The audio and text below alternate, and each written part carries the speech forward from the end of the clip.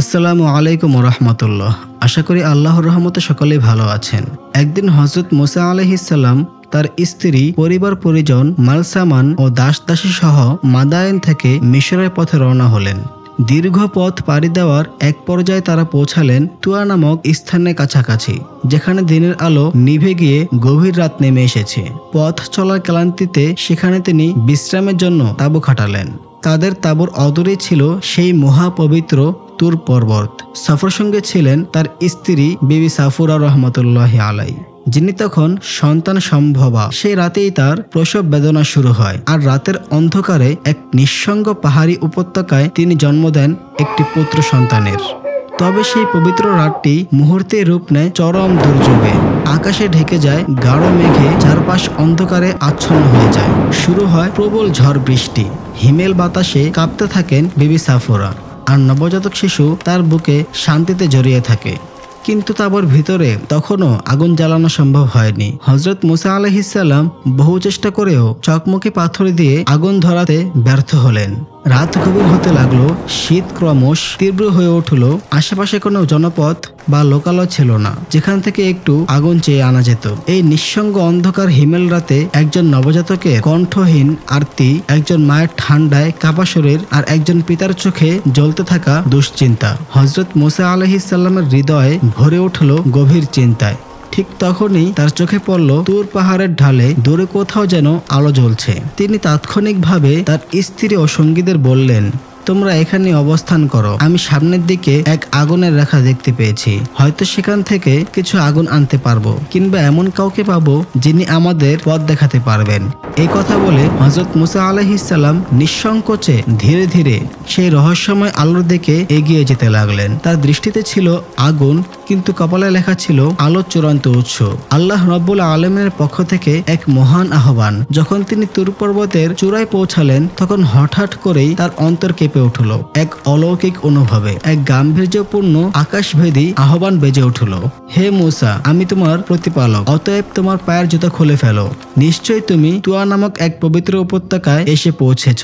আল্লাহ তাআলা তাকে জানিয়ে দিলেন, আমি তোমাকে মনোনীত করেছি, তোমাকে সাধারণ মানুষদের মধ্য থেকে বেছে নিয়েছি, তোমাকে রিসালাতের পয়গম্বরের জন্য নির্বাচিত করেছি। সুতরাং এখন আমি যা বলছি তা মনোযোগ সহকারে শ্রবণ করো।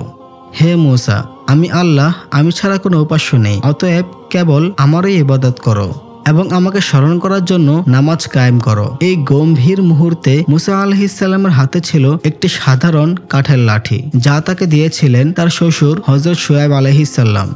আল্লাহ তাআলা জিজ্ঞেস করলেন, হে মুসা, তোমার ডান হাতে কি রয়েছে? মুসা আলাইহিস সালাম নম্রতার সঙ্গে জবাব দিলেন, এটা আমার লাঠি, আমি এর উপর ভর দিয়ে হাঁটি, আমার ছাগলগুলোকে গাছের পাতা ঝরে খেতে দেই এবং এটি দিয়ে আরো অনেক দরকারি কাজ করি। আল্লাহ বললেন, তুমি এই লাঠি মাটিতে ফেলে দাও। মুসা আলাইহিস সালাম আদেশ পালন করলেন। মুহূর্তে সেই নিরীহ কাঠের লাঠি পরিণত হয়ে গেল এক বিশাল ভয়ঙ্কর অজগর সাপে। দৃশ্যটি এতটাই বিস্ময়কর ও ভয়াবহ ছিল যে মুসা আলাইহিস সালাম সরে গেলেন। ভয়ে ভর করল তার অন্তরে। তখন আল্লাহ তাআলা সান্ত্বনা কণ্ঠে বললেন, হে মুসা, ভয় করো না, তুমি আমার প্রিয় বান্দা, তোমার হাত বাড়াও আর সাপটিকে ধরো। আল্লাহর আদেশে সাহস সঞ্চয় করে মুসা আলাইহিস সালাম হাত বাড়ালেন, আর যেই তিনি সাপের গায়ে হাত রাখলেন, অমনি তা আবার রূপ নিল সেই পূর্বের লাঠিতে। আল্লাহ তাআলা বললেন, হে মুসা, এই লাঠি তোমার জন্য একটি মুজেজা। তুমি যখনই এটি মাটিতে ফেলবে তা অজগরে পরিণত হবে, আর যখনই তুমি তা হাতে তুলবে তা আবার লাঠি হয়ে যাবে। এরপর আল্লাহ তাআলা আরো এক অলৌকিক নিদর্শন প্রদর্শনের জন্য বললেন, তুমি তোমার ডান হাতটি তোমার বগলের নিচে রাখো। মুসা আলাইহিস সালাম তেমনই করলেন। যখন তিনি হাতটি বের করলেন, দেখা গেল তার পবিত্র হাত থেকে এক শুভ্র উজ্জ্বল আলো বিরচ্ছিত হচ্ছে, যেন তা অন্ধকার বিদীর্ণ করে আলোকপাত করছে। আল্লাহ তাআলা বললেন, এটাই তোমার দ্বিতীয় মুজেজা, এখন তুমি আবার হাতটি বগলের নিচে রাখো। তিনি তা করলেন। সঙ্গে সঙ্গে সেই আলো থেমে গেল। এরপর আল্লাহ তাআলা ওহীর মাধ্যমে বললেন, হে মুসা, আমি তোমাকে যে দুটি নিদর্শন মুজিজা দিয়েছি, এই দুইটি তোমার জন্য সহায়ক হবে। এগুলো তোমার দায়িত্ব পালন ও শত্রুর মোকাবেলায় তোমার শক্তি হবে। আজ থেকে তুমি আমার প্রেরিত নবী। এখন তুমি আমার পক্ষ থেকে মানব জাতির মাঝে আমার সত্য ধর্ম প্রচার করবে। আল্লাহর এই আদেশের পর এলো এক মহৎ দায়িত্বের ঘোষণা। শোনো হে মুসা, ফেরাউন সীমা লঙ্ঘন করেছে। সে নিজেকে খোদা বলে দাবি করেছে এমনকি আমার অস্তিত্ব অস্বীকার করেছে। তার জুলুমে মানুষ ভীত সন্ত্রস্ত, সে শক্তির জোরে মানুষ দিয়ে নিজের ইবাদত করাচ্ছে। আমার আদেশ হলো তুমি তার কাছে যাও, তাকে আমার শতদিনের দিকে আহ্বান করো, তাকে তার অন্যায় খোদা দাবির ভুল বোঝাও, তাকে তওবার দিকে আহ্বান করো। এই মহান দায়িত্ব পেয়ে মুসা আলাইহিস সালাম বিনয়ের সঙ্গে তার দুর্বলতার কথা তুলে ধরলেন। হে আমার প্রতিপালক, আমার স্ত্রী, সন্তান, পরিবার পরিজন, মাল সম্পদ সবই আমার পিছনে রয়ে গেছে, কে দেখবে তাদের খেয়াল? আর আমি তো একা, কিভাবে সেই শক্তিশালী রাজা ফেরাউনের দরবারে দাঁড়াবো? আমি তো মিশর থেকে পলায়ন করেছিলাম, কারণ একবার আমি অনিচ্ছাকৃতভাবে এক কিবতীকে হত্যা করেছিলাম, যিনি ছিল ফেরাউনের নিজস্ব বাবুর্চি। এখন যদি তারা আমাকে চিনে ফেলে তাহলে তো সঙ্গে সঙ্গেই আমাকে হত্যা করবে। তিনি আরো বললেন, হে আল্লাহ, আমার ভাই হারুনকে আমার সহযোগী নিযুক্ত করুন, তাকে আপনি নবুয়তের মর্যাদা দান করুন। তিনি বাকশক্তিতে, জ্ঞান বুদ্ধিতে আমার চেয়ে অধিক দক্ষ। আর আপনি আমার বক্ষ প্রশস্ত করে দিন, আমার জিভের জড়তা দূর করে দিন, যেন আমি সঠিকভাবে আপনার কথা মানুষদের কাছে পৌঁছাতে পারি। আল্লাহ তাআলা তার দোয়া কবুল করে বললেন, হে মুসা, তোমার সব প্রার্থনা কবুল করা হয়েছে। তোমার ভাই হারুনও নবী হিসেবে মনোনীত হলো। তোমার পরিবার পরিজনের নিরাপত্তা আমার দায়িত্বে। তুমি এখন নির্ভয়ে আমার বার্তা নিয়ে ফেরাউনের দরবারে যাও।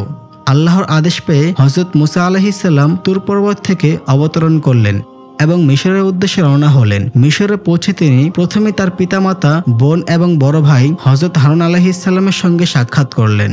ভাইকে তিনি বললেন, হে আমার ভাই, আল্লাহ তাআলা আপনাকে নবুয়তের মর্যাদা দিয়েছেন এবং আমাকে সাহায্য করার জন্য আপনাকে মনোনীত করেছেন। তিনি আমাদের নির্দেশ দিয়েছেন যেন আমরা অহংকারী ফেরাউনের নিকট গিয়ে তাকে একমাত্র আল্লাহর পথে আহ্বান করি। এরপর দুই ভাই আল্লাহর দাওয়াত নিয়ে ফেরাউনের প্রাসাদের উদ্দেশ্যে একত্র যাত্রা করলেন। ফেরাউনের প্রাসাদের চারপাশে ছিল অনেক খেজুর গাছ এবং সেই গাছের সঙ্গে সে বেঁধে রাখত হিংস্র বাঘ ও সিংহ, যেন কেউ সাহস করে প্রাসাদে প্রবেশ করতে না পারে। কিন্তু আল্লাহর কুদরত, যখন নবী মুসা ও হারুন আলাইহিস সালাম সেই প্রাসাদের নিকট পৌঁছালেন, তখন বাঘ ও সিংহগুলো তাদের দেখা মাত্রই মাথা নিচু করে সালাম ও অভিবাদন জানালেন। এরপর তারা প্রাসাদের দরজায় দাঁড়িয়ে দারোয়ানদের বললেন, আমরা আল্লাহর পক্ষ থেকে আগত দুইজন রাসূল, তোমাদের বাদশাহ ফিরআউনের কাছে আমাদের আগমনের বার্তা পৌঁছে দাও। দারোয়ানরা তাচ্ছিল্যের হাসি দিয়ে বলল, তোমরা কি পাগল হয়েছো? আমাদের বাদশাহ নিজেই তো খোদা, আবার কেমন খোদা তোমাদের পাঠিয়েছে? তবে নবীদের চেহারায় রৌদ্র ছায়াময় ভাব ও আত্মবিশ্বাস দেখে তারা ভীত হয়ে পড়ল এবং অবশেষে তাদেরকে ফেরাউনের দরবারে নিয়ে গেল। ফেরাউন হযরত মুসার দিকে তাকিয়ে বলল, হে মুসা, আমি কি তোমাকে আমাদের ঘরে স্থান দেইনি? আমি তো তোমাকে নিজের সন্তানের মতো লালন পালন করেছি, আর তুমি তার প্রতিদানে আমার কর্মচারীকে হত্যা করে পালিয়ে গেলে? তুমি বড়ই অকৃতজ্ঞ। হযরত মুসা আলাইহিস সালাম বিনয়ের সঙ্গে উত্তর দিলেন, হ্যাঁ, আমি তখন অজ্ঞ ও অদূরদর্শী ছিলাম, সেই কারণে আমি মিশর ছেড়েছিলাম, কিন্তু এখন আমার প্রতিপালক আমাকে তার রাসূল করে তোমার নিকট পাঠিয়েছেন। ফেরাউন বলল, কে সেই তোমার প্রভু? হযরত মুসা আলাইহিস সালাম বললেন, তিনি সেই সত্তা যিনি আসমান, জমিন এবং এর মাঝে যা কিছু আছে সবকিছুর স্রষ্টা ও পালনকর্তা। তিনি আমাকে প্রেরণ করেছেন। এই কথা শুনে ফেরাউন তার সভাসদদের দিকে তাকিয়ে কৌতুকের ভঙ্গিতে বলল, দেখলে, সে দাবি করছে সে কোনো এক অদৃশ্য প্রভুর পক্ষ থেকে এসেছে, নিশ্চয়ই এর মাথায় সমস্যা হয়েছে। তবে হযরত মুসা আলাইহিস সালাম দৃঢ়স্বরে বললেন, আমি পাগল নই, বরং সারা বিশ্বের প্রতিপালক আল্লাহ আমাকে তোমাদের কাছে তার বার্তা নিয়ে পাঠিয়েছেন। ফেরাউন হুমকি দিয়ে বলল, তুমি যদি প্রমাণ ছাড়াই অন্য কাউকে আমার উপর খোদা দাবি করো, তাহলে আমি তোমাকে বন্দী করব এবং দৃষ্টান্তমূলক শাস্তি দিব। হযরত মুসা আলাইহিস সালাম বললেন, হে ফেরাউন, তুমি অহংকারবশত নিজেকে খোদা দাবি করছো। তুমি এক সৃষ্টি, কখনোই তুমি খোদা হতে পারো না। আমি তোমাকে সত্য দিনের দিকে ডাকতে এসেছি। লা ইলাহা ইল্লাল্লাহ মুসা কালিমুল্লাহ, এই কালিমা পাঠ করো আর আল্লাহর পথে ফিরে এসো। ফেরাউন প্রশ্ন করল, তোমার কথায় যদি আমি ঈমান আনি তবে কি পুরস্কার পাবো? হযরত মুসা আলাইহিস সালাম বললেন, তুমি যদি আন্তরিকভাবে ঈমান আনো তবে আল্লাহ তাআলা তোমাকে 3টি মহান পুরস্কার দিবেন: চিরস্থায়ী যৌবন, পৃথিবীর রাজত্ব এবং দীর্ঘ জীবন। এর চেয়েও বড় পুরস্কার হলো তুমি কিয়ামতের দিন হিসাব ছাড়াই জান্নাতে প্রবেশ করবে। আল্লাহ তাআলা হযরত মুসা আলাইহিস সালামকে নির্দেশ দিয়েছিলেন, তুমি ফেরাউনের সঙ্গে কোমল ভাষায় কথা বলো। তাই তিনি নম্রতা ও মমতার সঙ্গে ফেরাউনের সামনে সত্য তুলে ধরলেন। পরিশেষে হযরত মুসা ও হযরত হারুন আলাইহিস সালাম বললেন, হে ফেরাউন, তুমি যা শুনলে তা নিয়ে গভীরভাবে চিন্তা করো এই বলে তারা সেখান থেকে বিদায় নিলেন। হযরত মুসা আলাইহিসসালাম ও হযরত হারুন আলাইহিসসালাম যখন ফেরাউনের দরবার থেকে বিদায় নিলেন, ফেরাউন কিছুক্ষণ নীরবে বসে রইল। তারপর সে তার ঘনিষ্ঠ উজির হামানের দিকে তাকিয়ে বলল, হামান, তুমি তো মুসার কথা শুনলে, এখন বলো আমাদের কি করা উচিত? উজির হামান সম্মানজনক কণ্ঠে বলল, জাহাপনা, আপনি বহু বছর ধরে নিজেকে প্রজাদের মাঝে খোদা হিসেবে প্রতিষ্ঠিত করেছেন। রাজ্যের অধিকাংশই আপনাকে খোদা মেনে নিয়েছে, আপনার নামে সিজদা করে, পূজা অর্চনা করে। এখন আপনি যদি হঠাৎ করে এই দাবিকে অস্বীকার করে মুসার আল্লাহকে ঈমান এনে মেনে নেন, তবে প্রজারা আপনাকে নিয়ে বিদ্রূপ করবে, হাসাহাসি করবে, আপনার সম্মান মর্যাদা সবকিছু ধূলিসাৎ হয়ে যাবে। তাই আমার পরামর্শ, আপনি কোনো অবস্থাতেই মুসার কথায় প্রলুব্ধ হয়ে নিজের মর্যাদা বিসর্জন দিবেন না। হামানের এই কথায় ফেরাউনের হৃদয় তৃপ্তি হলো। তার দম্ভ ও অহংকার আবারও চূড়ায় উঠল। পরদিন হযরত মুসা ও হযরত হারুন আলাইহিসসালাম ফেরাউনের দরবারে পুনরায় উপস্থিত হলেন। ফেরাউন এবার কঠিন সুরে বলল, হে মুসা, তুমি যে দাবি করছো তুমি তোমার প্রভু আল্লাহর পক্ষ থেকে প্রেরিত, তাহলে তার প্রমাণ কোথায়? কি প্রমাণে বুঝবো তুমি সত্যবাদী? হযরত মুসা আলাইহিসসালাম বললেন, আমি যদি তোমার সামনে এমন এক প্রমাণ পেশ করি যা তুমি নিজ চোখে দেখতে পাও, তবে কি তুমি ঈমান আনবে? ফেরাউন অবজ্ঞার হাসি দিয়ে বলল, দেখি, তবে তুমি যদি সত্যবাদী হও এবং প্রমাণ দেখাও।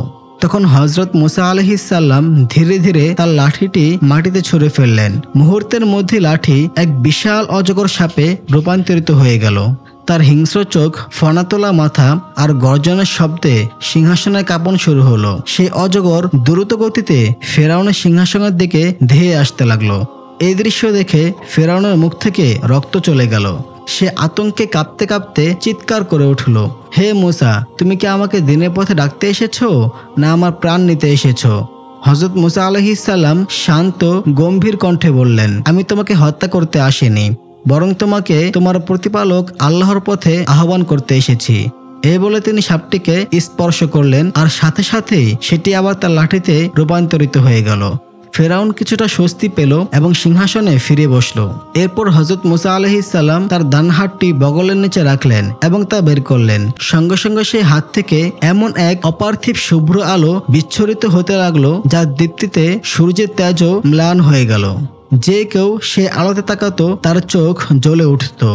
ফেরাউন আতঙ্কিত হয়ে চিৎকার করে বলল, হে মুসা, দয়া করে তোমার এই আলো নিভিয়ে দাও, আমরা তো প্রায় অন্ধ হয়ে যাচ্ছি। হযরত মুসা আলাইহিসসালাম আবার বগলের নিচে হাত রাখলেন, আর সঙ্গে সঙ্গেই সে আলোর ঝলক নিভে গেল। এই বিস্ময়কর মুজিজাগুলো দেখে ফেরাউনের অন্তরে ঈমানের আলোকরশ্মি সঞ্চারিত হতে লাগলো। কিছু মুহূর্তের জন্য তার অন্তর নরম হয়ে এলো। সে ভাবতে লাগলো, সত্যি কি এই মুসা একজন রাসূল? কিন্তু তখনই পাশ থেকে হামান ফিসফিস করে বলল, জাহাপনা, আপনি বিভ্রান্ত হচ্ছেন। মুসা একজন দক্ষ জাদুকর, এই সবই তার জাদুর খেলা। আমাদের রাজ্যে মুসার চেয়েও বড় বড় জাদুকর রয়েছে। আপনি আদেশ করুন, আমরা তাদের ডেকে এনে মুসাকে পরাজিত করব। হামানের কথায় ফেরাউনের আত্মবিশ্বাস ফিরে এলো। মুখে কুটিল হাসি ফুটে উঠল। সে হযরত মুসা আলাইহিসসালামকে বলল, হে মুসা, আমার রাজ্যে তোমার মতো বহু জাদুকর আছে। তুমি যদি তাদের পরাজিত করতে পারো, তবে আমি তোমার প্রভুর প্রতি ঈমান আনব। হযরত মুসা আলাইহিসসালাম বললেন, তবে তাই হোক, বলো কখন হবে সেই প্রতিযোগিতা? ফেরাউন বলল, একটি বড় উৎসবের দিন আসছে, যেদিন সারা রাজ্যের মানুষ একত্রিত হবে, সেদিনই হবে আমাদের প্রতিযোগিতা। হযরত মুসা আলাইহিসসালাম সম্মতি দিয়ে বললেন, ঠিক আছে, সেদিনই হবে মীমাংসা। এই কথা বলে হযরত মুসা ও হারুন আলাইহিসসালাম শান্তচিত্তে দরবার থেকে বিদায় নিলেন। ফেরাউন হুকুম জারি করলো, সারা দেশে দূত পাঠিয়ে চতুর্দিক থেকে সেরা জাদুকরদের সমবেত করা হোক। কিছুদিনের মধ্যেই 4000 দক্ষ জাদুকর রাজধানীতে হাজির হলো। ফেরাউন বিশ্বাস করলো, এই জাদুকরদের মাধ্যমে নিশ্চয় মুসাকে পরাজিত করা সম্ভব হবে। তাদের সামনে দাঁড়িয়ে সে বলল, হে জাদুকরগণ, প্রায় 300 বছর ধরে আমি তোমাদের লালন পালন করে এসেছি। আজ আমি এক কঠিন সংকটে পড়েছি। তোমরা নিশ্চয়ই মুসার কথা শুনেছ। সে একজন শক্তিশালী জাদুকর। আমি বিশ্বাস করি তোমাদের কৌশলের সামনে তার সব কারসাজি ব্যর্থ হবে। যদি তোমরা তাকে পরাজিত করতে পারো, তবে আমি তোমাদের এমন পুরস্কার দেব যা কল্পনা করতে পারবে না। জাদুকরেরা একসঙ্গে বলে উঠল, জাহাপনা, আপনি নির্ভর থাকুন। মুসার জাদু আমাদের কৌশলের সামনে কিছুই নয়, আমরা তাকে পরাজিত করবই। অবশেষে প্রতিযোগিতার নির্ধারিত দিন উপস্থিত হলো। রাজ্যের বিশাল এক ময়দানে জড়ো হলো হাজার হাজার মানুষ। চারপাশ গমগম করতে লাগলো উত্তেজনায়। ফেরাউন, হামান এবং সভাসদরা রাজ সিংহাসনে অধিষ্ঠিত। তখন মাঠে প্রবেশ করলেন হযরত মুসা আলাইহিস সালাম। তার হাতে তার অলৌকিক লাঠি। জাদুকররা প্রশ্ন করলো, হে মুসা, তুমি আগে কেরামতি দেখাবে নাকি আমরা শুরু করব? মুসা আলাইহিস সালাম বললেন, তোমরাই শুরু করো। তারা কিছু রশি ও লাঠি মাটিতে ফেললো। কিছু মুহূর্তেই সেগুলো রূপ নিল ভয়ানক সাপে ও বিচ্ছুতে। তারা চারপাশে ছোটাছুটি করতে লাগলো। জনতা আতঙ্কে চিৎকার করতে লাগলো। কেউ পালাতে চেষ্টা করলো, কেউ ভয়ে স্তব্ধ হয়ে দাঁড়িয়ে রইল। জাদুকরেরা আত্মগর্বে বলল, হে মুসা, ভয় পেয়ে গেছো? এবার দেখাও তোমার কেরামতি। মুসা আলাইহিস সালাম বিসমিল্লাহ বলে তার লাঠি নিক্ষেপ করলেন। মুহূর্তেই রূপ নিল এক বিশাল অজগর সাপে, যা তীব্র গতিতে চারিদিকে ছুটে গিয়ে সমস্ত মিথ্যা জাদু গিলে ফেলতে শুরু করলো। মাঠ একেবারে পরিষ্কার হয়ে গেল। জাদুকররা এবার আরো ভয়ঙ্কর সাপ তৈরি করে ছেড়ে দিল, কিন্তু মুসার অজগর সেগুলোকেও গিলে ফেললো। শেষ পর্যন্ত ক্ষুধার্ত সেই অজগর ফেরাউনের দিকে তেড়ে এলো। ফেরাউন আতঙ্কে চিৎকার করে সিংহাসন ছেড়ে প্রাসাদের দিকে দৌড়াতে লাগলো। ময়দান জুড়ে ছড়িয়ে পড়ল চরম বিশৃঙ্খলা। ঠিক তখনই আল্লাহ তাআলা নির্দেশ দিলেন, হে মুসা, তোমার লাঠি তুলে নাও, না হলে এই সাপ সবাইকে গিলে ফেলবে। মুসা আলাইহিস সালাম সাপটির গায়ে হাত রাখলেন। সঙ্গে সঙ্গে তা আবার এক সাধারণ লাঠিতে রূপ নিল। এই অলৌকিক দৃশ্য দেখে জাদুকরেরা স্তব্ধ হয়ে গেল। তারা নিজেদের মধ্যেই বলল, এ কোনো জাদু নয়, আমরা তো জাদুবিদ্যায় পটু, কিন্তু মুসার যা আছে তা আল্লাহর পক্ষ থেকে প্রেরিত এক মহাশক্তির প্রকাশ। সঙ্গে সঙ্গে তারা আল্লাহর প্রতি ঈমান আনলো এবং সেজদায় লুটিয়ে পড়ল। তাদের অনুসরণ করে অনেক সাধারণ মানুষও ঈমান গ্রহণ করলো। ফেরাউন ক্রোধে ফেটে পড়ল। সে চিৎকার করে বলল, হে জাদুকরগণ, আমি তোমাদের অনুমতি দেওয়ার আগেই কিভাবে তোমরা মুসার প্রভুর প্রতি ঈমান আনলে? আমি তোমাদের একটি হাত ও একটি পা বিপরীত দিক থেকে কেটে ফেলবো, এরপর তোমাদের শুলে চড়াবো। জাদুকররা বলল, তুমি যা খুশি তাই করো, আমরা ঈমান এনেছি হযরত মুসা আলাইহিস সালামের খোদার প্রতি। তুমি আমাদের শরীর কেটে ছিন্ন ভিন্ন করতে পারো, কিন্তু ঈমান থেকে সরাতে পারবে না। আমরা এখন আল্লাহর দিকেই ফিরে যাচ্ছি। ফেরাউন জল্লাদদের হুকুম দিল, তাদের শাস্তি দাও। রক্ত ঝরল, শরীর ছিন্ন হলো, কিন্তু তাদের অন্তর ছিল ঈমানের দীপ্তিতে পূর্ণ। শেষ নিঃশ্বাসে তারা বলে গেল, আমরা ঈমান এনেছি আল্লাহর উপর, আমরা আর কখনোই এই ঈমান ত্যাগ করব না। আমরা আমাদের রবের কাছে ফিরে যাচ্ছি, তিনি যেন আমাদের গুনাহ মাফ করে দেন। এরপর হযরত মুসা আলাইহিস সালাম ফেরাউনকে বললেন, হে ফেরাউন, এখনো কি তুমি আল্লাহর প্রতি ঈমান আনবে না? লা ইলাহা ইল্লাল্লাহ মুসা কালিমুল্লাহ পাঠ করে আল্লাহর একত্ব স্বীকার করো, তোমার উপর কোনো গজব আসার আগেই। কিন্তু ফেরাউন আরো বেশি গর্বিত ও অবাধ্য হয়ে উঠল। আল্লাহর নিদর্শন স্পষ্ট হওয়া সত্ত্বেও সে অস্বীকার করলো। তখন আল্লাহ তাআলা তার এবং তার জাতির উপর একের পর এক আযাব প্রেরণ করলেন। বন্যা, পঙ্গপাল, উকুন, ব্যাঙ এবং এমনকি পানি ও রক্তে পরিণত হলো। প্রতিটি আযাব ছিল একটি সতর্ক বার্তা। যখনই কোনো আযাব বা বিপদ ফেরাউনের কওমকে গ্রাস করত, তারা তৎক্ষণাৎ হযরত মুসা আলাইহিস সালামের শরণাপন্ন হতো এবং কাতর স্বরে বলতো, হে মুসা, তুমি তোমার প্রতিপালকের নিকট আমাদের জন্য দোয়া করো। যদি তিনি আমাদের থেকে এই কষ্ট দূর করে দেন, তবে আমরা অবশ্যই তার উপর ঈমান আনব। হযরত মুসা আলাইহিস সালাম তাদের জন্য দোয়া করতেন, আর আল্লাহর রহমতে সেই বিপদ কেটে যেত। কিন্তু দুর্ভাগ্যজনকভাবে কষ্ট কেটে গেলেই তারা পূর্বের মতোই অবাধ্যতায় ফিরে যেত। প্রতিবারই তারা তাদের প্রতিশ্রুতি ভঙ্গ করত এবং ঈমান আনত না। এভাবেই প্রায় 12 বছর ধরে আল্লাহ তাআলা তাদের উপর বিভিন্ন আযাব ও বিপদ পাঠিয়ে শিক্ষা দিতে থাকলেন। কিন্তু তারা শিক্ষা গ্রহণ করল না, বরং অহংকারে ডুবে তারা আল্লাহর নির্দেশ ও সতর্কবাণীকে অগ্রাহ্য করতে থাকলো। অবশেষে আল্লাহ রাব্বুল আলামিন হযরত মুসা আলাইহিস সালামকে নির্দেশ দিলেন, হে মুসা, অমুক রাতে তুমি বনী ইসরায়েলদের নিয়ে চুপি চুপি মিশর ত্যাগ করো, যাতে মিশরীয়রা কিছুতেই টের না পায়। যখন তোমরা সমুদ্রের তীরে পৌঁছাবে, তখন তুমি তোমার লাঠি দিয়ে সমুদ্রের উপর আঘাত করবে। তখনই সমুদ্র দ্বিখণ্ডিত হয়ে তোমাদের জন্য পথ তৈরি হবে, আর সেই পথে তোমরা নিরাপদে পার হয়ে যেতে পারবে। হযরত মুসা আলাইহিস সালাম আল্লাহর নির্দেশ মোতাবেক বনী ইসরায়েলদের প্রস্তুত করতে লাগলেন। অবশেষে নির্ধারিত রাতে, যে রাতে চন্দ্রগ্রহণ ঘটেছিল এবং চারিদিকে কিছুটা ঘোর অন্ধকার নেমে এসেছিল, তারা যাত্রা শুরু করলেন। রাতের অন্ধকার আর নিস্তব্ধতা তাদের গোপন অভিযানে সহায়ক হলো। চলতে চলতে এক সময় তারা এমন এক অজানা স্থানে এসে পৌঁছালেন যা কারো পরিচিত ছিল না।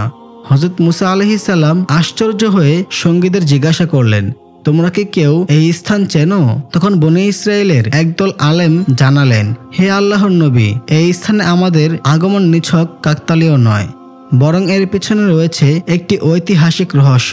হযরত ইউসুফ আলাইহিসসালামের মৃত্যুর সময় আল্লাহর কাছে প্রতিশ্রুতি নিয়েছিলেন, যখন বনী ইসরায়েল মিশর ছাড়বে তখন যেন তার মরদেহ ফিলিস্তিনে নিয়ে যাওয়া হয়। সেই প্রতিশ্রুতি পূরণের জন্যই আমাদের এখানে আগমন। এই কথা শুনে হযরত মুসা আলাইহিসসালাম বললেন, তবে এমন কে আছে যে হযরত ইউসুফ আলাইহিসসালামের কবরের সঠিক অবস্থান জানে? লোকেরা জানালো, হে আল্লাহর নবী, আমাদের মধ্যে কেবল একজন বৃদ্ধা রয়েছেন যিনি এটা জানেন। বৃদ্ধাকে ডেকে আনা হলো।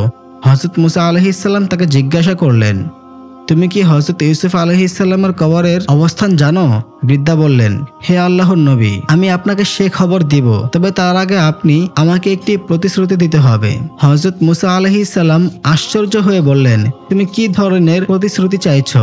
বৃদ্ধা বললেন, আমি চাচ্ছি জান্নাতে আমি যেন আপনার সঙ্গী হতে পারি। এত বড় প্রতিশ্রুতি হযরত মুসা আলাইহিসসালাম নিজে থেকে দিতে সাহস করলেন না। তিনি অপেক্ষা করতে লাগলেন আল্লাহর নির্দেশের জন্য। তখন ওহী নাজিল হলো, হে মুসা, তুমি বৃদ্ধাকে এই প্রতিশ্রুতি দিতে পারো। আল্লাহর অনুমোদন পেয়ে হযরত মুসা আলাইহিসসালাম বৃদ্ধাকে প্রতিশ্রুতি দিলেন। এরপর বৃদ্ধা তাকে একটি কূপের কাছে নিয়ে গিয়ে বললেন, এই কূপের নিচে রয়েছে হযরত ইউসুফ আলাইহিসসালামের কবর। এর পানি পুরোপুরি সিঞ্চন করে ফেলুন। নবীর নির্দেশে কূপের পানি শুকিয়ে ফেলা হলো। অতঃপর দেখা গেল হযরত ইউসুফ আলাইহিসসালামের পবিত্র মরদেহ একটি সিন্দুকে রাখা অবস্থায় সমাহিত। সেই সিন্দুক উত্তোলন করে হযরত মুসা আলাইহিসসালাম বনী ইসরায়েলদের নিয়ে পুনরায় যাত্রা শুরু করলেন। আশ্চর্যের বিষয়, সে সিন্দুক থেকে এমন নূর বিচ্ছুরিত হচ্ছিল যেন সূর্যের আলো ফেটে বেরোচ্ছে। এদিকে সকালে মিশরের লোকেরা দেখতে পেল বনী ইসরায়েলের ঘরগুলো খালি, কেউ নেই। সঙ্গে সঙ্গে তারা বিষয়টি বুঝে উঠল, বনী ইসরায়েলরা মিশর ত্যাগ করেছে। এই সংবাদ দ্রুত ফেরাউনের কাছে পৌঁছে গেল। খবর শুনে সে ক্ষোভে ফেটে পড়ল, চিৎকার করে বলল, দেখো, তারা আমাদের সঙ্গে বিশ্বাসঘাতকতা করেছে, গোপনে পালিয়ে গেছে। এটা মিশরের জন্য চরম অপমান। এখন আমাদের দায়িত্ব তাদের ধরে এনে দৃষ্টান্তমূলক শাস্তি দেওয়া। তারপর সে উচ্চকণ্ঠে হুকুম দিল, আমার সকল সৈন্য সামন্তকে অস্ত্রসহ প্রস্তুত করো। এখনই আমরা রওনা হব, বনী ইসরায়েলদের ধরে ফিরিয়ে আনব। রাজার আদেশে সাড়া দিয়ে সেনাবাহিনী দ্রুত অস্ত্র ধারণ করলো এবং একত্রিত হলো বিশাল অভিযানে রওনা দেওয়ার জন্য। অতঃপর ফেরাউন এক বিশাল সৈন্যবাহিনী নিয়ে হযরত মুসা আলাইহিসসালাম ও বনী ইসরায়েলদের পিছু ধাওয়া শুরু করলো। তার সেনাবাহিনী ছিল অতি দ্রুতগামী, যেন হিংস্র সাপদের মতো ছুটে চলেছে। সামান্যতম বিরতিও তাদের কাছে ছিল অচিন্তনীয়, কারণ তারা জানতো একবার থেমে গেলে শিকার হাতছাড়া হয়ে যাবে। আর তারা কিছুতেই বনী ইসরায়েলদের ফসকে যেতে দিতে রাজি ছিল না। এদিকে হযরত মুসা আলাইহিসসালাম আল্লাহর নির্দেশে বনী ইসরায়েলদের নিয়ে পৌঁছে গেছেন বিশাল উত্তাল ও লোহিত সাগরের তীরে। পিছনে তাকিয়ে তারা দেখল ফেরাউনের বিশাল বাহিনী নিয়ে ঝড়ের মতো ধেয়ে আসছে। দৃশ্যটি ছিল ভয়াবহ। পঙ্গপালের মতো সৈন্যরা ছুটে আসছে, মাটি কাঁপছে তাদের ঘোড়ার খুরে। বনী ইসরায়েলদের হৃদয় আতঙ্কে কেঁপে উঠল, তাদের মধ্যে হতাশা ছড়িয়ে পড়ল। তারা ভেবে বসলো, এবার মনে হয় মৃত্যু অনিবার্য। এতদিন ফেরাউনের জুলুম সহ্য করেও বেঁচে ছিল তারা, কিন্তু আজ সেই ফেরাউনই এসেছে তাদের সর্বনাশ করতে। সামনে উত্তাল সাগর, পিছনে ধেয়ে আসছে রক্তপিপাসু বাহিনী। উদ্ধার বা পালাবার কোনো পথ নেই। এমন দিকহারা মুহূর্তে তারা চিৎকার করে হযরত মুসা আলাইহিসসালামকে বলল, হে মুসা, আমরা তো ধরা পড়ে গেছি, এবার আমাদের ধ্বংস অবশ্যম্ভাবী। তাদের কণ্ঠে কাঁপন, চোখে আতঙ্ক, অন্তরে চরম নিরাশা। কিন্তু এই ভীতিকর পরিস্থিতিতেও হযরত মুসা আলাইহিসসালাম ছিলেন সম্পূর্ণ শান্ত, নির্ভীক ও ধৈর্যশীল। কারণ তিনি জানতেন তিনি একা নন, তার সঙ্গে আছেন পরাক্রমশালী আল্লাহ। তিনি পূর্ণ বিশ্বাসে বললেন, না, কখনোই না, আমার রব আমার সঙ্গেই আছেন, তিনি অবশ্যই পথ দেখাবেন। এই কথা পবিত্র কোরআনে নাজিল হয়েছে। মিশর ত্যাগের পূর্বেই আল্লাহ তাআলা ওহীর মাধ্যমে হযরত মুসা আলাইহিসসালামকে জানিয়ে দিয়েছিলেন, যখন তুমি সাগরের কিনারায় পৌঁছাবে তখন তোমার লাঠি দিয়ে সাগরের পানিতে আঘাত করবে। তখনই আল্লাহর কুদরতে সাগর বিভক্ত হয়ে শুষ্ক পথ তৈরি হবে। কিন্তু তখনকার মানবিক চাপ ও ভয়াবহ পরিস্থিতির কারণে হযরত মুসা আলাইহিসসালাম মুহূর্তের জন্য সেই নির্দেশ ভুলে গিয়েছিলেন। পিছনে মৃত্যুর কষ্টি পাথর, সামনে উত্তাল সমুদ্র। বনী ইসরায়েলদের ক্রন্দন, আর্তনাদ, বিলাপে আকাশ ভারী হয়ে উঠছিল। ঠিক সেই সময় আল্লাহ তাআলার পক্ষ থেকে পুনরায় ওহী এলো, হে মূসা, তুমি তোমার লাঠি সাগরে আঘাত করো। হযরত মূসা আলাইহিস সালাম আল্লাহর নির্দেশ পালনে নির্দ্বিধায় তার লাঠি সাগরের পানিতে আঘাত করলেন। সাথে সাথেই ঘটল এক অলৌকিক ঘটনা। মহাশক্তিধর আল্লাহর কুদরতে সাগরের পানি দুই দিকে চিরে গেল। তৈরি হলো 12টি পৃথক রাস্তা। বনী ইসরায়েলের 12টি গোত্রের জন্য পানির দেয়াল বরফের মতো শক্ত হয়ে দাঁড়িয়ে গেল। দুই পাশে যেন সাগরের মাঝে সৃষ্টি হয়েছে বিস্ময়কর এক সুপথ। আল্লাহ তাআলা এমন ব্যবস্থাও করলেন যেন এক গোত্র অপর গোত্রকে দেখতে পারে এবং কথা বলতে পারে। এই অলৌকিক দৃশ্যের মধ্য দিয়ে তারা দ্রুত পায়ে সেই পথ পাড়ি দিতে লাগলো। বাতাসে ভেসে আসছিল আশার আলো, বিশ্বাসের গন্ধ। তারা জানতো এ পথ আল্লাহর পথ, এ মুক্তি আল্লাহর পক্ষ থেকে আসছে। অবশেষে তারা নিরাপদ সাগরের অপর তীরে পৌঁছালো। বনী ইসরায়েলরা দ্রুত গতিতে সেই অলৌকিক সাগরের পথ ধরে অগ্রসর হচ্ছিল। তাদের চোখে তখনও ভয় আর আশার এক অপূর্ব মিশ্র অনুভূতি। ঠিক তখনই ফেরাউন তার বিশাল বাহিনী নিয়ে লোহিত সাগরের তীরে এসে উপস্থিত হলো। তারা নিজের চোখে প্রত্যক্ষ করলো সেই অবিশ্বাস্য দৃশ্য। সমুদ্রের মাঝখানে বিস্তৃত শুকনো পথ, যেন কেউ ধারালো তরবারি দিয়ে সাগরকে কেটে দুটি দেওয়ালে রূপ দিয়েছে। এই অপার্থিব দৃশ্য দেখে ফেরাউনের সৈন্যরা হতবাক হয়ে গেল। তারা চুপচাপ দাঁড়িয়ে রইল, যেন ভাষা হারিয়ে ফেলেছে। এমন অলৌকিক দৃশ্য তারা কল্পনাতেও আনতে পারেনি, কিন্তু আজ তা তাদের সামনে বাস্তব হয়ে দাঁড়িয়েছে। ফেরাউনও তখন গভীর চিন্তা ডুবে গেল। তার মনে সংশয় জাগলো, এটা কি মূসার কোনো জাদু নাকি সত্যি তার প্রভুর শক্তি? তার অন্তরে দ্বন্দ্ব শুরু হলো। সে ভাবতে লাগলো, যদি আমার লোকেরা এটিকে মূসার প্রভুর কুদরত হিসেবে বিশ্বাস করে ফেলে, তবে তা আমার খোদা হওয়ার দাবি ধূলিসাৎ হয়ে যাবে। আমার সিংহাসন, গর্ব, অহংকার সবকিছু ধ্বংস হয়ে যাবে। অতএব সে আবারও প্রতারণার আশ্রয় নিল। বাহিনীর উদ্দেশ্যে বলল, তোমরা ভয় কিসের? এই পথ আমি সৃষ্টি করেছি। আমার ভয়ের সাগর নিজেই বিভক্ত হয়েছে। এগিয়ে চলো, আমি আছি তোমাদের সামনে। কিন্তু সে কথা বললেও তার অন্তরে ভয় গেঁথে গিয়েছিল। তার মনে হচ্ছিল, যদি এটা আল্লাহর কুদরত হয়, তবে আমরা প্রবেশ করলেই সাগর বন্ধ হয়ে যাবে আর আমি ধ্বংস হব। আল্লাহর ইচ্ছা পূরণ হতেই হবে। অতএব আল্লাহর হুকুমে হযরত জিবরাইল আলাইহিস সালাম এক ঘোড়সওয়ারের রূপ ধরে ফেরাউনের ঘোড়ার সামনে এসে দাঁড়ালেন। ফেরাউনের ঘোড়া সেই ঘোড়াকে অনুসরণ করে এগিয়ে চলল সাগরের পথে। ফেরাউন অনেক চেষ্টা করেও তাকে থামাতে পারল না। অবশেষে সে নিজেও প্রবেশ করলো সাগরের অভ্যন্তরে। সৈন্যরা যখন দেখলো ফেরাউন পথ ধরেছে, তারাও দলে দলে সাগরে প্রবেশ করলো। তাদের বিশ্বাস ছিল এই পথ তাদের জন্য নিরাপদ। ফেরাউনের আশ্রয় তারা বেঁচে যাবে। এদিকে বনী ইসরাইল সবাই নিরাপদে সাগরের অপর তীরে পৌঁছে গেল। তারা ফিরে তাকিয়ে দেখলো ফেরাউন ও তার বাহিনী তাদের পশ্চাৎ ধারণ করছে। তাদের চোখে আতঙ্ক ফিরে এলো, কারণ তারা ছিল নিরস্ত্র আর ফেরাউন ছিল অস্ত্রধারী ঘোড়সওয়ার বাহিনী নিয়ে। কিন্তু আল্লাহর প্রতিশ্রুতি সত্য হতেই থাকে। যখন ফেরাউনের শেষ সৈন্যটিও সাগরের পথে প্রবেশ করলো, তখন আল্লাহর হুকুমে সাগরের পানি দুদিক থেকে প্রবল জলোচ্ছ্বাসে গর্জে উঠে ভেঙে পড়ল। পানির বিশাল দেওয়াল যেন চূর্ণ হয়ে ঝাঁপিয়ে পড়ল তাদের উপর। মুহূর্তের মধ্যেই সমুদ্র তাদের গ্রাস করে নিল। তারা আর্তনাদ করতে লাগলো, আমাদেরকে বাঁচাও, আমাদেরকে বাঁচাও। কিন্তু তখন আর কেউ ছিল না তাদেরকে রক্ষা করার জন্য। সেই বাহাদুর বাহিনী নিমেষে মৃত্যুর অতলে গহ্বরে ডুবে গেল। ডুবে যেতে যেতে ফেরাউন বলল, আমি ঈমান আনছি সে সত্তার প্রতি যিনি মূসা ও বনী ইসরায়েলদের রব। আমি সাক্ষ্য দিচ্ছি যে তিনি একমাত্র উপাস্য। কিন্তু আল্লাহ রাব্বুল আলামিন বললেন, এখন তুমি ঈমান আনছো, অথচ আগে তুমি ছিলে অবাধ্য ও সীমা লঙ্ঘনকারী।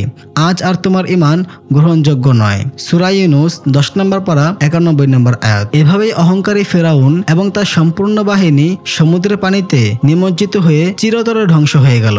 সাগরের অপর পারে দাঁড়িয়ে বনী ইসরাইল এই দৃশ্য প্রত্যক্ষ করল। তারা দেখল কিভাবে মহান আল্লাহ তাআলা সেই জালিমকে অপমানিত ও ধ্বংস করেছেন, যিনি নিজেকে খোদা বলে দাবি করত। আনন্দে, বিস্ময়ে এবং কৃতজ্ঞতায় তারা এক কণ্ঠে ধ্বনি তুলল, আল্লাহু আকবার, আল্লাহু আকবার। আকাশ বাতাস মুখরিত হয়ে উঠল এই তাকবীরে। তারা যেন ফিরে পেল নতুন জীবন, এক স্বাধীনতা, এক ঈমানি বিজয়। তাদের অন্তরে জেগে উঠল আল্লাহর প্রতি গভীর ভালোবাসা, অগাধ আস্থা ও অপরিসীম কৃতজ্ঞতা। তো বন্ধুরা, এ ছিল ফেরাউনের মৃত্যুর করুণ ঘটনা।